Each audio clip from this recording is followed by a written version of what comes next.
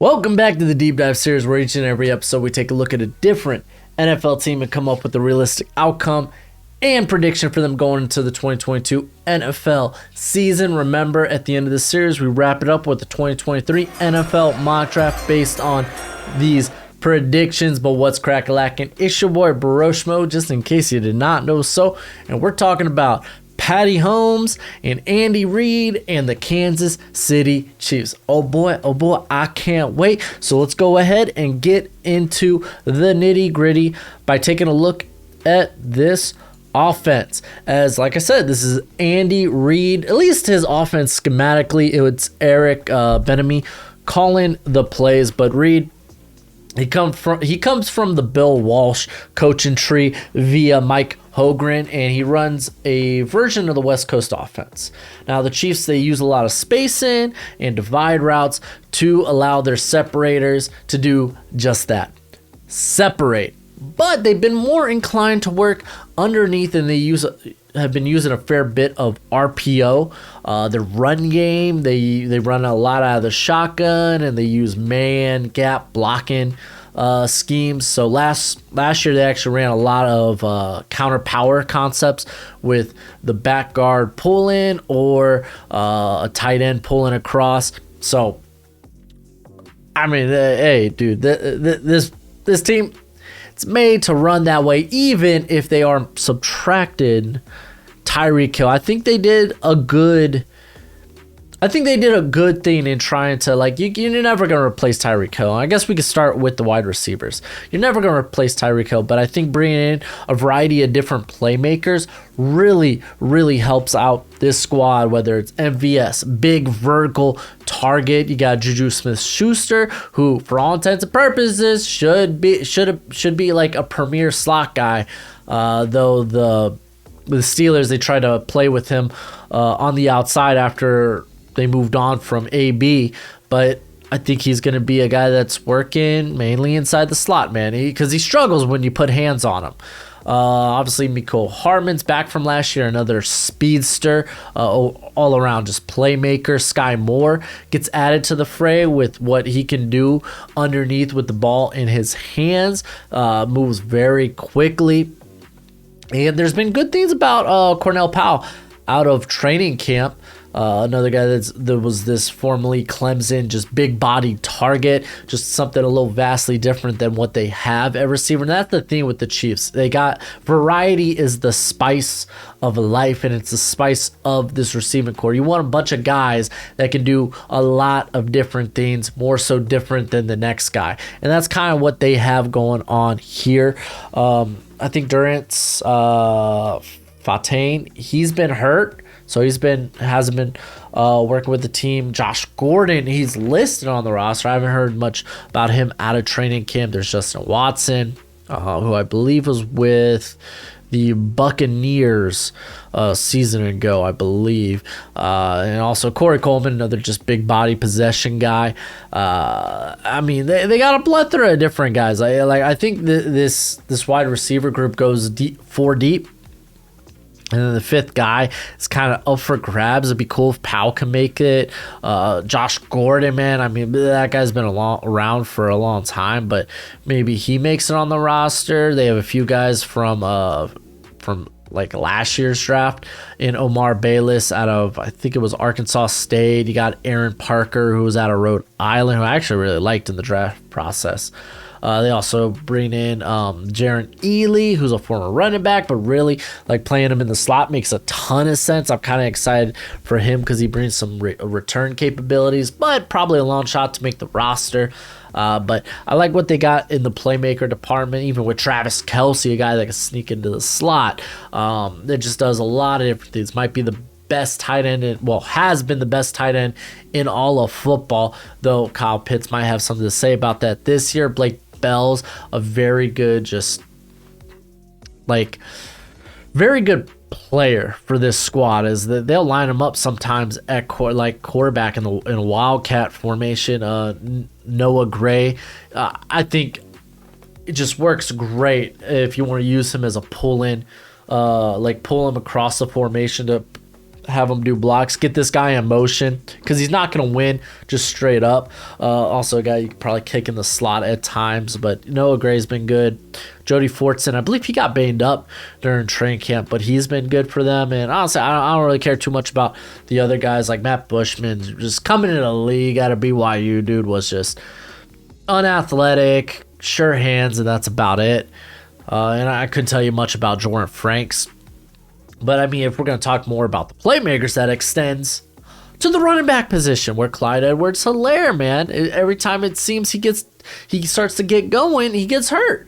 So hopefully that won't be the case next year, but he provides a plus in the passing game, guy you want to get to the outside because he could really tightrope the sideline, shows very good contact balance. Jedrick McKinnon is just flat-out speedster that they have on the roster. You could say a little bit about Isaiah, Pachenko, a former Rutgers running back. Been seeing some time like with special teams during training camp, which that makes me excited that he's going to make the roster. And even so, like he's currently listed on the team's depth chart ahead of Ronald Jones, which it's kind of wild. Ronald Jones, we know, is another guy that produced well during his time with the Bucks, just can never hold on to the starting position. A guy that you would love to get out of space, though hands are like bricks.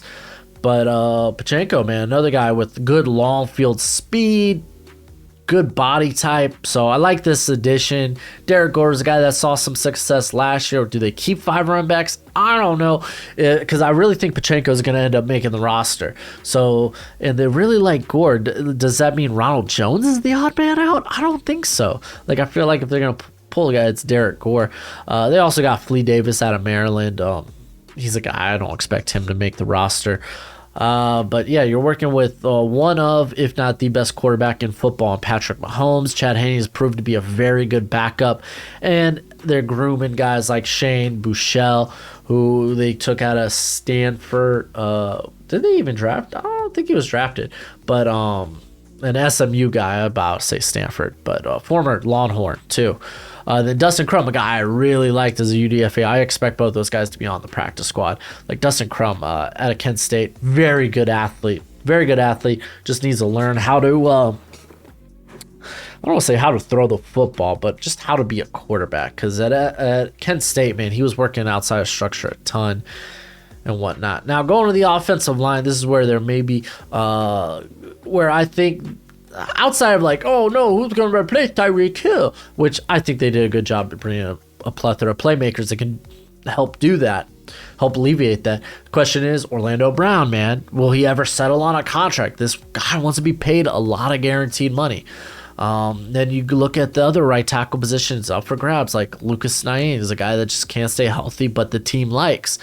They bring in, Gurin Christian, who's been split in first team reps with Andrew Wiley. So I think either of those guys could end up being your right tackle. I don't think they're going to start Darian Kennard right off the bat, a guy that probably ends up playing a little bit more at guard, but played right tackle there for Kentucky. So Roderick Johnson's a guy I've always liked, by the way. Just going to throw that out there. Guy that I've always liked.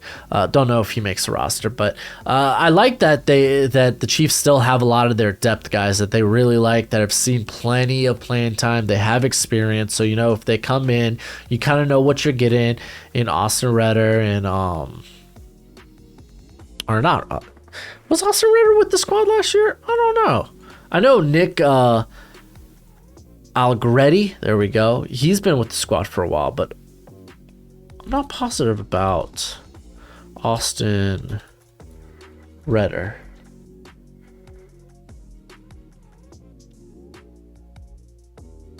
Let's see. No. He's been around. Okay, no, he was with the team. Okay, I thought so. I was like, don't remember him specifically with the team last year, but he was with the team prior to that, from 2018 to 2020. I was like, I recognize that name. Hold up. So they got guys that they're familiar with, that they don't mind starting if they have to. I couldn't tell you about some of the UDFAs here, which oddly enough, I'm a draft guy, but like I don't know much about Vitelli Gurman or Mike Calendo. Didn't look at those guys. Matter of fact, never heard of those guys. Maybe they're doing well training camp, maybe, but I think obviously the biggest question, because Brown's gonna end up playing, man. The Chiefs will not go into the season with question mark at left tackle. I don't think so. I think the question is who's going to be the right tackle, and I kind of think Christian. They might want to see what they got in this Houston player from Houston, former third rounder, I believe. Which, I mean, dude, they bummed a lot of guys from Houston. So we'll talk about it when we get to the defense. But I mean, again, Wiley's a guy they're familiar with. So, man, like I think he has probably a higher % chance of actually playing. But I do like the upside of Christian. And obviously, Trey Smith, Creed Humphrey coming off banger years, really showing, hey, you know what? Yeah, that 2021 draft, yeah, we kind of got it right when it came to those two interior prospects. Joe Tooney's been just fantastic his career, so it'll be interesting to see. Prince Tega, Wenagoho, former Auburn developmental guy, probably doesn't make the roster. But the offense is going to do what the offense does. They're going to look good. Even if they go through some rough patches, they're going to be fine. I think I'm a little bit more excited about the defense headed by Steve Spagnuolo. If you didn't know, how not, dude? Spagnuolo's been with the squad for a while, what feels like forever. And oh man, I just saw Justin Ross. I knew I was missing a guy on IR, missing the season, something with his toe, I believe. Very unfortunate. Would have really liked to see that guy after really his draft stock kind of got sank because of injury concerns. It would have been nice to see that guy get a shot this year. We will not see that. But anyway, Spagnuolo, he basically runs this 4-3 defense with an emphasis on exotic blitzes, really from any and all direction. Last year they blitzed the 8th most in the NFL, 28%. They added more, they added players, a lot of players. So I'm excited. Let's start talking about this, because George Karlaftis was a huge add, and I think is going to end up being the starter. I'm fairly positive that Mike Dana already, like, he was getting for first team reps, but he has not blown away anybody. So won't surprise me if that he remains a depth piece. I expect Karlaftis to see the field a ton. I expect the rotation really to be, okay, it's going to be Frank Clark. They brought in Carlos Dunlap. I thought that was huge. This guy's been a very good veteran for a very long time, very underrated player. So I'm very excited about that.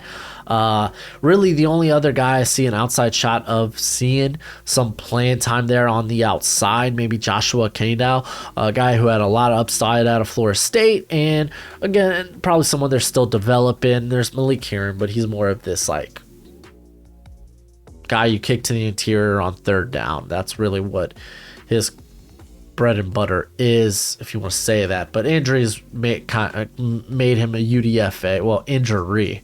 But and I think that was during the Senior Bowl. But on the interior, it's kind of this. It's the same old same. They're minus Jaron Reed, which is a shame. So like the two guys that are going to be splitting time here, outside of Chris Jones, who's just freaking wonderful, arguably outside of Aaron Donald, might be the best interior in football. You got Derek Nadi, who's more your run stuffer, but they're going to make sure that Tershawn Wharton will see a lot of time, because this dude is a very good pass rusher from the interior, but he has been undersized and he won't really hang to defend the run. But both those guys, I believe, had over 500 snaps with Wharton. I think just barely edging out Nadi. So I think those are the two guys we're going to see. I think Kalen Saunders might end up being a cut. Just a guy that they were hoping to develop out of, was it Western Alabama?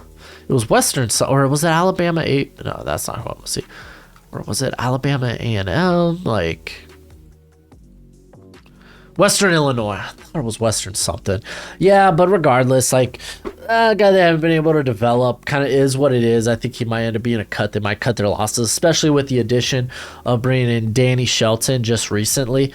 So, Shelton, like, kind of comes in. He could also kind of be that nose, that big-bodied player that you want. That's kind of what Saunders was. So, like, yeah, it kind of is what it is. It's unfortunate, but hey, you win some, you lose some. So I like what they got going on up front. I'm not the biggest fan of Frank Clark, but I loved Karlaftis during the draft process. I love Carlos Dunlap, dude. He's just been a very good player.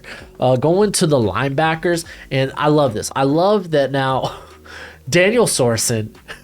And you were like, oh, he was a safety that kept getting blown up. But he really started taking time away from Nick Bolton as they really relied on Sorensen to be like this dime linebacker. Because believe me, they just because he wasn't like, they were like, we don't trust you at safety. Juan Thornhill carry the load, which I don't know why Juan Thornhill wasn't seeing the field more than freaking Sorensen before this. But Sorensen still had over 800 snaps. And it really came at the cost because once Willie Gay came back, got in a groove, because he's a very, very fast linebacker and very good coverage guy.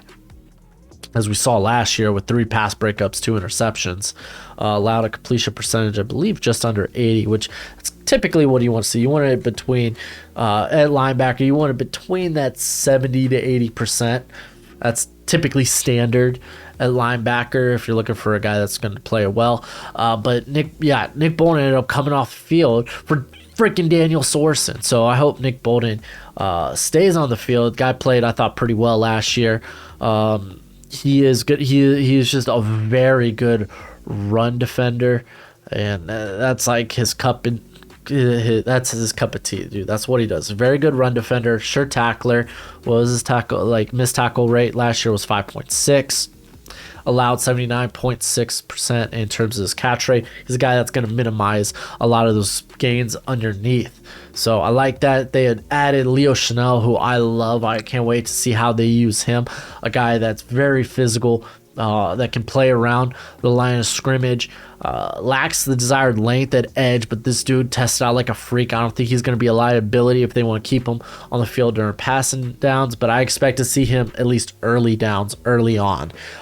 He was, if you didn't know, my top linebacker in last year's draft. So, huge fan. Elijah Lee, good veteran body at this point, I guess. I feel like he hasn't been around that long, has he? I remember him being with the Raiders, but was he never with the Raiders? Maybe I'm thinking of another Elijah Lee, but he's been around the league since 2017, so that's fine. Wow, never been with the Raiders. But is there another Elijah Lee? Maybe I just done goofed that. But they also bring in Jermaine Carter, which I think that's that's nice. He's a good depth guy. They also brought in as a UDFA Mike Rose, who actually was very solid at Iowa State. I think he's a guy that's like, he's not wonderful in coverage, but he always ends up being in the right place at the right time and created a lot of turnovers. And then the secondary, I know, minus Charvarius Ward, that's a big hit. Like, you can't undersell how big of a hit that is. The guy's stepping up. It's going to probably be Rashad Fenton, and they bring in freaking Trent McDuffie. I love this. This tells me that we kind of saw them start playing a bit more zone last year, and like I think they played zone about like 50 to 55% of the time, so they kind of leaned into that. But like Trent McDuffie, I think what Spagnuolo really likes about him is what he's such a sure tackler. Like, he's a guy that's going to be very good in run defense. And whether he's playing the outside or if he's playing in the slot, and I think that's cool because between him and L'Jarius Sneed, both those guys are very versatile in that regard. And like, Fenton's been good for this squad, man. I think he was a little banged up last year. Where you at, Fenton? Here we go, yeah. But I thought he was solid, man. 5 pass breakups, pretty good. So, yeah, I'm cool with this. Sneed has been very good for this squad. They had Trent McDuffie, who I'm a huge fan of. And then they got a bunch of guys back on the roster that they're kind of developing, like Joshua Williams and Jalen Watson out of this past draft. Watson, I think, ends up having to make the roster. Okay, this is the addition I'm super excited for, is Lonnie Johnson. Because legit, they took the two safeties from Houston. Like, Justin Reed has been a very good player for Houston, and Lonnie Johnson, Houston could just never figure him out. Like, he started looking very good for Houston playing safety, and then they kick him back outside at corner, and it just came with mixed results. So I just like the versatility, even if he ends up getting, like, I don't know if he even moves back to safety, because I think they're going to keep Brian Cook. Brian Cook, I think, is going to come in and fulfill that Sorensen role where he can be a dime linebacker. Like, this guy packs a punch. He's a good tackler, and he has a nose for the football. Like, your two starting guys are going to be Thornhill and Reed. Deion Bush is a good special team body. So it's like Lonnie Johnson, where does he fit in here? That's going to be the question. That's where I'm interested. I think they probably keep him at a corner. He's going to be more of a depth guy. So we'll see. I think he actually ends up probably being the cornerback for the squad. They also got DiCaprio Boutel, I think that's how you say it, former Nebraska. I think it's Nebraska or Wisconsin. Those stinking schools with just red and white in the Big Ten. I can't get it straight. I want to say it's Nebraska. I'm so confident it's Nebraska. Watch it be Wisconsin. It's Nebraska. Good. So, yeah. He might make it. I know he's a guy that the team likes, so he probably makes the roster. But outside of that, I don't think you're really seeing much. You're not really seeing much. So, like, honestly, I thought Jalen Watson, Washington State rookie, probably ends up on the practice squad, but really, it's not like they got a ton of depth going on back there. Like, I like what they got going at corner.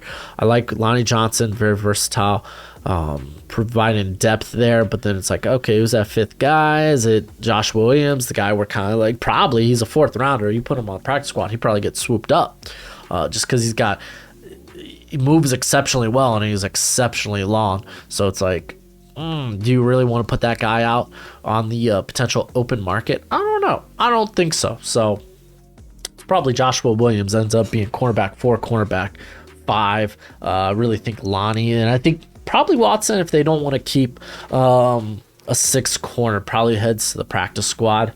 So yeah, no, I think this defense is much improved. It does suck, Melvin Ingram leaving, but now you replace Ingram with Carlos Dunlap and George Karlaftis. I think that's a win. You lose the Honey Badger, but you replace him with Justin Reed, who you could arguably say is just as good, and then you draft Brian Cook. Yeah, okay, you kind of alleviate that there. Oh, man, it sucks to lose Ward, but hey, you draft Trent McDuffie, and suddenly you're looking a lot better, and then you got these two guys that you're going to develop. You bring in Lonnie Johnson.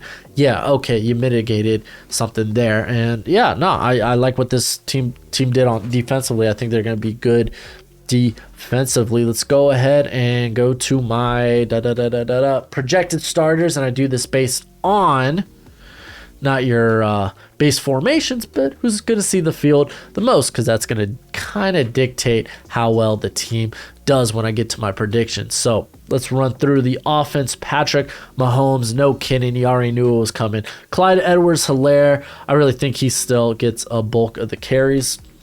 Then you got MVS, Mecole Hardman, Juju in the slot. I think we're going to see a good amount of Sky Moore as well, though. Travis Kelce and then Orlando Brown. They're going to figure something out. Orlando Brown's going to end up playing. He almost has to. Joe Tooney, Creed Humphrey, Trey Smith. I'm going to lean that they like what they got in Jaron Christian. If not, it's Andrew Wiley, guy that's been with the squad for a minute. And then going to the defense, Frank Clark, George Karlaftis. Expect Carlos Dunlap to be in that rotation heavily. Chris Jones, and then I put Wharton here, but also keep in mind Nadi is kind of like their run defense counterpart to Wharton being the pass rusher. And then Danny Shelton, I think, also plays a role in this.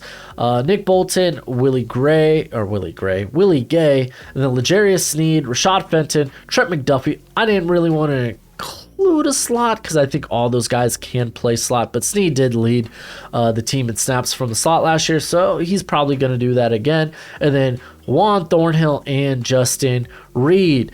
Going to predictions, I got the team at 12-5. This Kansas City team is very good. They got one of the best quarterbacks in football, and even though they lost some parts in the defense, like I said, I thought they did a very good job of, okay, we lost this, let's replace it with this, this, and this. They found multiple answers for a guy that ends up that they ended up losing. So I like that. I like that's what they did.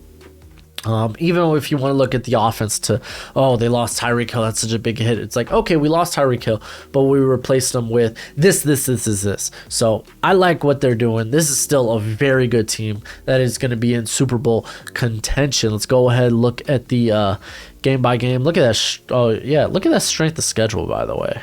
Oh, you can't see it's over here, but it's 557. Really high. Look at this. I got them facing 13 of their 17 games are against winning teams. So woof. So looking at it, I know Arizona normally starts out the season hot, but they are without D-Hop the first 6 games. So I think that trend kind of gets broken up here. By the way, their cornerback room is probably the worst in football. I gave them the home win against the Chargers, and I think I did that with a lot of the division games that I just went ahead and said, they're probably, I'm just going to give them the win at home. I think I got them going 3-3 in the division, so. Then they got the Colts, much better Colts team this year. Got their first loss, though, happening against the Bucks. Got them being the Raiders. I think things will be a little different with as they face the Raiders later in the season, last game of the season, as the Raiders will probably be vying for a playoff spot. And now you have, honestly, a better coaching staff there. They got better players. I don't think it's going to be the same thing we saw last year where it's like, what didn't the Raiders almost beat Kansas City the first time and then they got blown out the second time or something like that? Let's see. Kansas City Chiefs 2021 Sketty. I'm pretty sure that's how it went down. Let's see. So all right, so in their first matchup, the first matchup was both were blowouts. I must have been thinking about it a couple of years ago. Yeah, I don't think that'll happen this year. Because, keep in mind, also, last year when it was like, oh man, Patrick Mahomes, he's really struggling with these like cover 2 shells. But Gus Bradley's so stubborn, he's like, we're not going to depart from my cover 3 cover 1 shell. Like, no, okay, whatever. No, you got to adapt to who you're playing. Come on, dude. Get it together. But yeah, that was kind of a long way of saying I think the Raiders will be better this year. But then they get the Bills. Like, this opening schedule, like, Chargers, Colts, Bucks, Raiders, Bills, and then Niners are going to be a good squad too heading into your bye. If the Chiefs end up starting their first sub 500, it won't surprise me. Like, that's a tough schedule. They could easily go 3-4 into their bye, but coming out of the bye, they got Tennessee. That by no means is that's not going to push over a game, but I got them winning, got them being the Jags, got them losing to the Chargers at home. They also get the Rams, face Super Bowl champions. I'm sure they thought they should have been facing Super Bowl champions last year, but it is what it is. Got them winning that. I got them beating the team that beat them in the the conference AFC conference championship. Got them getting their revenge back, losing to the Broncos in Denver at Mile High, beating. But this is a good thing. They close the year with, you get the Texans, which probably by this time maybe the Texans are going to be a bit better down the stretch. I think that's a sneaky good team. Why I say sneaky good, I don't think they're ready to compete, but they're kind of a sneaky good team. You get the Seahawks before you have to go into these very tough matchups that'll probably decide who wins the AFC West. So yeah, no, it's going to be very interesting. This is going to be a fun season. if you're a fan of the AFC West, because like legitimately every game legitimately matters. Because like I think the team that like you're gonna have to win 12 or 13 games just to compete, and then like just to compete in that division. And like what in these predictions, because I mean I could already say this if you haven't watched it, but I had the Raiders going 10-7, and I was like, they have a very tough schedule and they're in a very tough division, and at 10-7 they still missed the playoffs. Like the AFC in general is very good, so it's like even winning double digit games might not ensure a playoff spot. So it's like you have to win like 11 or more games. So that's again my opinion on it though. But let me know what you think in the comment section below. That's it for the video. Go ahead, do the YouTube theme, and as always, until next time, you be easy, my friends. Later.